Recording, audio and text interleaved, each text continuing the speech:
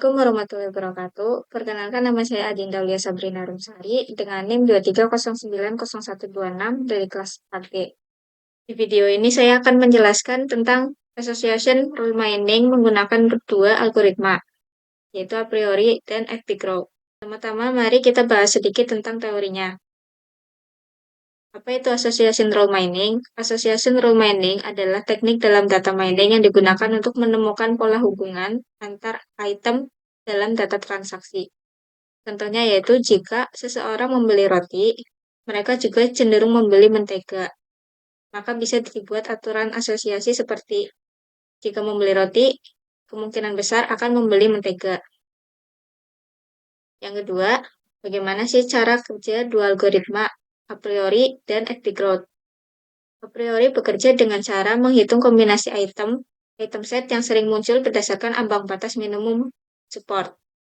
Setelah itu menghitung confidence dan leaf untuk membuat aturan asosiasi. Dan lebih lambat jika data besar, karena harus membuat banyak kombinasi.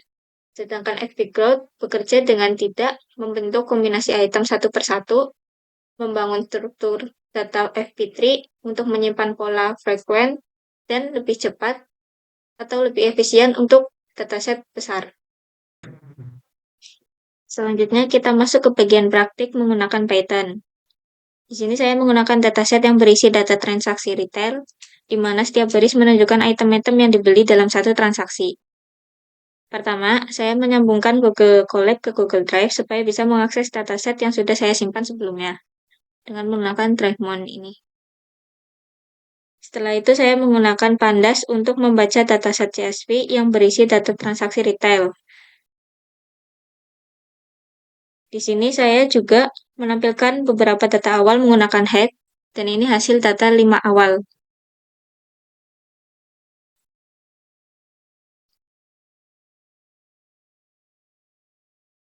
Kemudian sebelum proses asosiasi, saya ubah isi kolom items yang awalnya berbentuk string menjadi list item. Ini tuh penting supaya bisa diproses lebih lanjut. Kemudian saya mengubah data transaksi ke bentuk one hot encoding menggunakan transaction encoder ini supaya bisa digunakan oleh algoritma a priori dan FP-Grow.